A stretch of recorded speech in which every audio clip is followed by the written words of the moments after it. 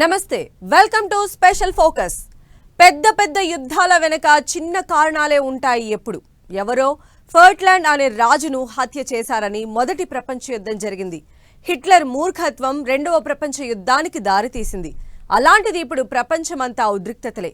ఏ మూల చూసినా యుద్ధాలు, సంక్షోభాలు, అంతర్యుద్ధాలే. ఇవే ఇప్పుడు మరో ప్రపంచ యుద్ధ భయాలను క్రియేట్ చేస్తున్నాయి. ఇంతకీ ఏ దేశాల మధ్య ఎలాంటి వారు సాగుతోంది? ఏ దేశంలో ఎలాంటి సంక్షోభం ఉంది? అంతర్యుద్ధం నడుస్తోంది. Watch this story.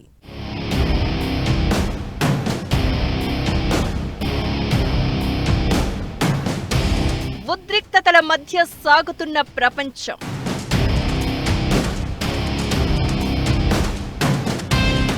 ఏ మూల చూసినా వివాదాలు, యుద్ధాలే.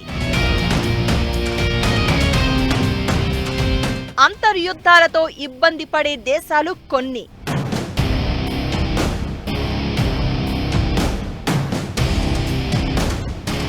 ఆర్థిక సంక్షోభం అల్లాడే దేశాలు మరికొన్ని.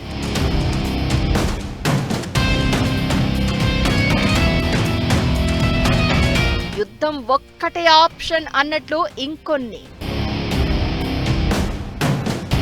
ఈ పరిస్థితులు ముదిరితే జరగబోయేది ఏంటి?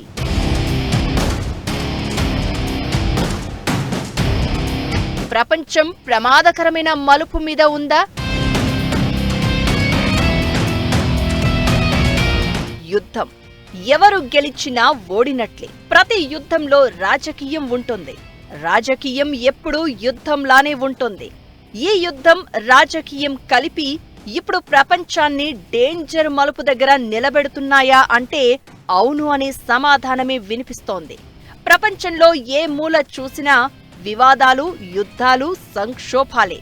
ప్రపంచమంతా ఇప్పుడు యుద్ధంలో మునిగిపోయింది. ఓవైపు రష్యా, యుక్రెయిన్ బాంబుల మూత మోగించుకుంటూ ఏళ్లు గడిపేస్తున్నాయి. మిడిల్ ఈస్ట్లోనూ అదే పరిస్థితి. చైనా, తైవాన్ మధ్య ఉద్రిక్తతలు పెరుగుతున్నాయి. భారత్ టార్గెట్ గా పాక్ చేస్తున్న కుట్రలు అన్ని ఇన్ని కావు. ఈ యుద్ధాలకు తోడు దేశాల్లో కనిపిస్తున్న సంక్షోభాలు మరిన్ని భయాలు క్రియేట్ చేస్తున్నాయి. నేపాల్ పరిణామాలతో ఇప్పుడు ప్రపంచవ్యాప్తంగా కొత్త చర్చ మొదలైంది. సోషల్ మీడియా బ్యాన్ కు వ్యతిరేకంగా యువత అంతా ఏకమై చేపట్టిన ఆందోళనలతో 24 గంటల్లోనే ప్రభుత్వం కూలిపోవడం అంటే పరిస్థితి ఎంత దారుణంగా ఉందో అర్థం చేసుకోవచ్చు. బంగ్లాదేశ్, శ్రీలంకలోనూ ఇంకా మంటలు చల్లారలేదు. ఇలా ఎటు చూసినా యుద్ధాలు, సంక్షోభాలతో ప్రపంచ పరిణామాలు ఏంటన్నది హాట్ టాపిక్ గా మారింది.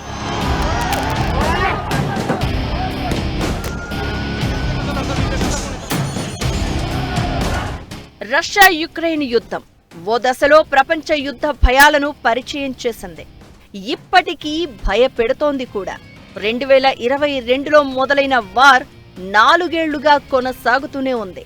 ట్రంప్ వచ్చాక పరిస్థితి మారుతుంది అనుకుంటే అది కూడా సక్సెస్ కాలేదు. యుక్రెయిన్తో శాంతి చర్చలు ఇక లేనట్లే అన్న పుతిన్ ప్రకటనతో ఏం జరగబోతోందో అనే టెన్షన్ ప్రపంచ దేశాల్లో కనిపిస్తోంది. ఈ యుద్ధంలో ఇప్పటి వరకు 15 లక్షల మంది వరకు చనిపోయారని అంచనా. ఈ ఏడాదిలో ఇప్పటి వరకు 54,000 మంది చనిపోగా 1,500,000కు పైగా జనాలు ప్రభావితమయ్యారు. రెండు దేశాల మధ్య శాంతియుత పరిస్థితులు నెలకొల్పేందుకు ట్రంప్ చాలా ప్రయత్నాలు చేశాడు. అయితే అవేవీ సక్సెస్ కాలేదు. ట్రంప్ను పుతిన్ కలిసి వచ్చిన తర్వాత రష్యా మరింత దూకుడు చూపిస్తోంది. యుక్రెయిన్కు చుక్కలు చూపిస్తోంది. అలాంటిది ఇప్పుడు శాంతి చర్చలే లేవని పుతిన్ క్లియర్ కట్గా చెప్పేశాడంటే యుద్ధం నెక్స్ట్ లెవెల్కు చేరడం ఖాయం.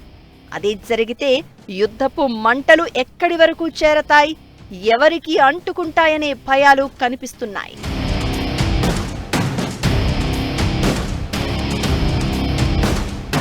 మిడిల్ ఈస్ట్లోనూ పరిస్థితులు నివురుగప్పిన నిప్పులానే ఉంది. 2023 అక్టోబర్ 7 ఘటన తర్వాత హమాస్ టార్గెట్ గా ఇజ్రాయిల్ భీకర దాడులు మొదలుపెట్టింది. దీంతో పశ్చిమాసియా రగిలిపోయింది. హమాస్ కు మద్దతుగా హిజ్బుల్లా, ఆ రెండు సంస్థలకు సపోర్టుగా ఇరాన్ ఎంట్రీ ఇవ్వడంతో యుద్ధ పరిస్థితులు కనిపించాయి. ఇరాన్ అణుక్షేత్రాలు టార్గెట్ గా ఇజ్రాయిల్ చేసిన దాడులు ప్రపంచాన్ని ఆందోళనలోకి నెట్టేశాయి. అమెరికా ఎంట్రీతో కాల్పుల విరమణ ఒప్పందం కుదిరిన రెండు దేశాల మధ్య ఇప్పటికీ ఉద్విగ్న వాతావరణమే కనిపిస్తోంది. ఇకటు గాజాను స్వాధీనం చేసుకున్న ఇజ్రాయిల్ హమాస్ అంతు చూసే వరకు తగ్గేదేలే అంటోంది.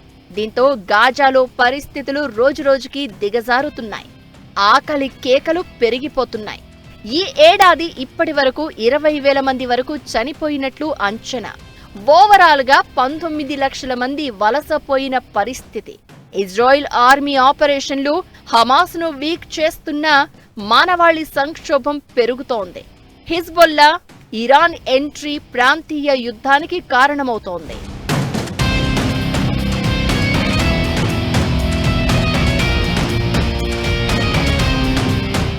ఇకటు ప్రపంచంలోని చాలా దేశాల్లో అంతర్యుద్ధాలు కనిపిస్తున్నాయి. ఆందోళనలు, వివాదాలతో రాజకీయ సంక్షోభం ఎదురవుతోంది. జనాల ఆందోళనలతో శ్రీలంకలో రాజపక్సే కుటుంబం అధికారం నుంచి దిగిపోగా, యువత ఆందోళనలతో బంగ్లాదేశ్ మాజీ ప్రధాని షేక్ హసీనా దేశం విడవాల్సిన పరిస్థితి. ఇప్పుడు నేపాల్లోనూ సేమ్ సీన్. జెన్జీ ఆందోళనలతో ఓలీ సర్కార్ కుప్పకూలింది. సడన్ గా నిరసనలు తెరమీదకు రావడం, రోజుల వ్యవధిలో ఉద్రిక్తంగా మారడం, ప్రభుత్వాలు కూలిపోవడం జరిగిపోతోంది. దీంతో ఆ దేశాలు ఆర్థికంగా ఇబ్బందులు పడుతున్న పరిస్థితి. మయన్మార్లో సంక్షోభ పరిస్థితులు కనిపిస్తున్నాయి. 2021లో ఆంగ్ సాన్ సూకీతో పాటు అధికార పార్టీ నేతలందరినీ అరెస్ట్ చేసి మిలిటరీ దేశ పగ్గాలు తీసుకుంది. ఇప్పుడు మిలిటరీ నాయకత్వానికి చైనా మద్దతిస్తోంది. సైన్యంతో పోరాడుతున్న ప్రజాస్వామ్య అనుకూల సాయుధ బలగాలకు అమెరికా మద్దతిస్తోంది. సిరియాలోనూ ఇలాంటి పరిస్థితే. తిరుగుబాటుదారుల దెబ్బకు సిరియా అధ్యక్షుడు అసద్ దేశాన్ని విడిచి రష్యాకు పరారయ్యారు. డమాస్కస్లో ఆధిపత్యం కోసం కుమ్ములాటలు జరుగుతున్నాయి. దీంతో సిరియా భవిష్యత్తు ఎలా ఉంటుందన్నది $1 మిలియన్ ప్రశ్నగా మారింది. అరబ్ రాచరిక ప్రభుత్వాల స్వార్థం, దేశీయుల మధ్య వైరం కారణంగా సంక్షోభంలో కొట్టుమిట్టాడుతున్న ఆఫ్రికా దేశం సూడాన్.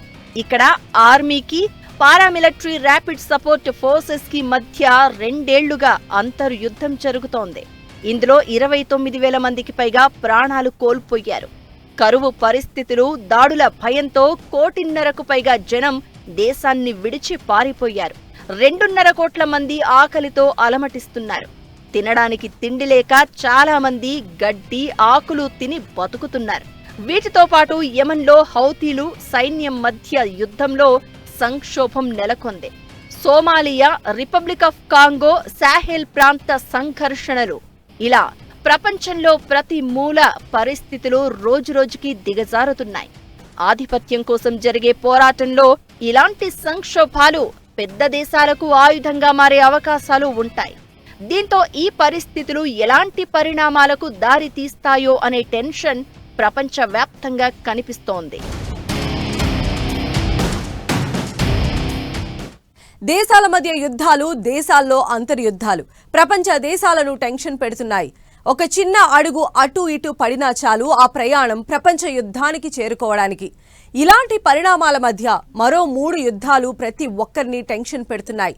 ఇంతకీ ఏంటా 3 యుద్ధాలు? అసలు దేశాల్లో అంతర్యుద్ధాలు ప్రపంచ యుద్ధాలకు దారితీసే ప్రమాదం ఉంటుందా? వరుస సంక్షోభాల మధ్య జరుగుతున్న చర్చ ఏంటి?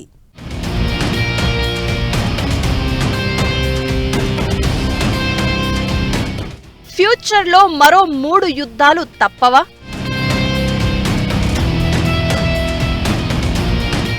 ప్రపంచాన్ని భయపెడుతున్న ఆ యుద్ధాలేంటి?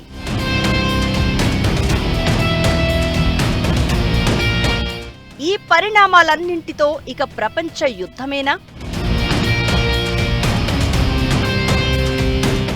రాబోయే రోజుల్లో అసలేం జరగబోతోంది?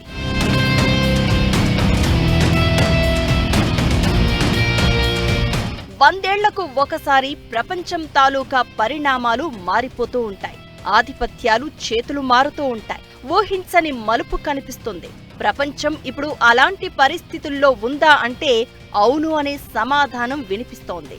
ఓవైపు రష్యా యుక్రెయిన్ యుద్ధం ప్రపంచాన్ని భయపెడుతుంటే, చైనా, అమెరికా, కొరియాల తీరుతో మరిన్ని భయాలు కనిపిస్తున్నాయి. చైనా తైవాన్ మధ్య తీవ్ర ఉద్రిక్త పరిస్థితులు కనిపిస్తున్నాయి. తైవాన్ తమదే అని పదే పదే చెప్తున్న డ్రాగన్ కంట్రీ ఆ దేశంపై దండయాత్ర చేసేందుకు సరైన సమయం కోసం ఎదురు చూస్తోంది. ఆ మధ్య ట్రంప్ మాటలు మరిన్ని భయాలు క్రియేట్ చేశాయి. తైవాన్ కోసం యుద్ధం చేయాల్సి వస్తే మీ పాత్ర ఏంటంటూ జపాన్, ఆస్ట్రేలియాతో పాటు మిత్ర దేశాలను ప్రశ్నించారు. ఇప్పుడో ఇంకెప్పుడో యుద్ధం ఖాయం అని మాత్రం ప్రపంచం ఫిక్స్ అయింది. తైవాన్ మీద చైనా యుద్ధం ప్రకటిస్తే, తైవాన్ కోసం అమెరికా రంగంలోకి దిగితే, యుద్ధం మొదలైతే ఆ తర్వాత పరిణామాలు ఊహించడం కూడా కష్టమే. ఖచ్చితంగా అది ప్రపంచ యుద్ధమే.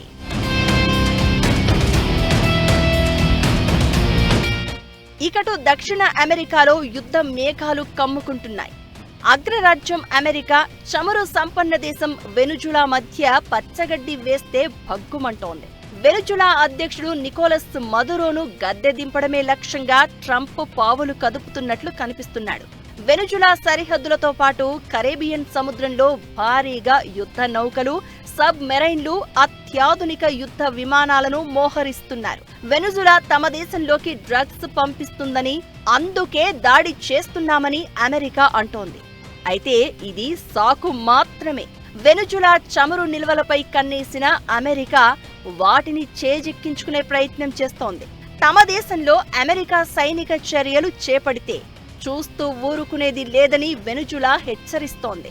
అమెరికా వెనుజులా యుద్ధం జరిగితే అంతర్జాతీయ పరిణామాలు మారే అవకాశం ఉంటుంది.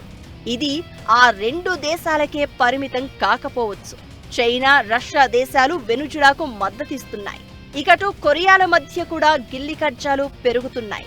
రెండు దేశాల మధ్య యుద్ధం పరిస్థితులు వస్తే ఊహించుకోవడానికి కూడా భయపడే పరిణామాలను ప్రపంచం చూడాల్సి వస్తుంది. యుద్ధాలు ఎక్కువైపోయినాయి ప్రపంచంలో, అన్ని గొడవలే అని అలాగే అనిపించినా మనం కంపేర్ చేసుకోవాలి. 1900 సంవత్సరం నుంచి 1950 వరకు 10 కోట్ల మంది యుద్ధాల్లో యూరోప్లో, జపాన్లో అన్ని చోట్ల చచ్చిపోయారు యుద్ధాలకి. అప్పటి నుంచి వాళ్ళు లెక్క చూస్తే చాలా తక్కువ మంది చచ్చిపోయారు. ఒక వియట్నాం యుద్ధం, లిమిటెడ్ యుద్ధం వియట్నాంలో జరిగింది, అమెరికా వియట్నాం మధ్యన, అక్కడ తప్ప ఇప్పుడు ఏం పెద్ద యుద్ధాలు ఏం నిజంగా జరగట్లేదు. చిన్న చిన్న బోర్డర్ యుద్ధాలు జరుగుతున్నాయి, తగ్గిపోతున్నాయి. మనం చూసేది 2-3 సంవత్సరాలు బట్టి యుక్రెయిన్ రష్యా యుద్ధం చూస్తున్నాం, అది లిమిటెడ్ యుద్ధం. ఇప్పటికే జరుగుతున్న యుద్ధాలు, ఇకపై జరిగే అవకాశం ఉందని భయపెట్టే యుద్ధాలు, వీటికి తోడు అంతర్యుద్ధాలు, సంక్షోభాలు ప్రపంచాన్ని మరింత ప్రమాదంలోకి నెడుతున్నాయనే చర్చ జరుగుతోంది. యుక్రెయిన్తో యుద్ధం ముదిరి నాటో దేశాలతో రష్యా తలపడాల్సి వస్తే అది ప్రపంచ యుద్ధానికి దారితీసే ప్రమాదం ఉంటుంది. ఇకటు ఇరాన్, ఇజ్రాయిల్ మధ్య ఉద్రిక్తతలు మొదలై అమెరికా ఎంటర్ అయితే ఆ యుద్ధం ప్రపంచమంతా అంటుకునే ప్రమాదం ఉంటుంది. ఇక మయన్మార్ సంక్షోభంలో అమెరికా, చైనా ఎంటర్ అవగా పరిస్థితి కాస్త అటూ ఇటూ అయినా అది వరల్డ్ వార్కు దారితీసే ప్రమాదం ఉందనే హెచ్చరికలు వినిపిస్తున్నాయి. కొరియాలు యుద్ధానికి దిగితే నార్త్ కొరియాకు మద్దతుగా చైనా, రష్యా, దక్షిణ కొరియాకు సపోర్టుగా అమెరికా రంగంలోకి దిగే ఛాన్స్ ఉంటుంది. అప్పుడు కూడా ప్రపంచం రెండుగా విడిపోయి అది ప్రపంచ యుద్ధానికి దారితీసే ప్రమాదం ఉంటుంది. అంతర్యుద్ధాలు ప్రాంతీయ సమస్యలుగా మొదలైనా అవి విస్తరించి ప్రపంచవ్యాప్త ప్రమాదాలను సృష్టించే అవకాశం ఉంటుంది.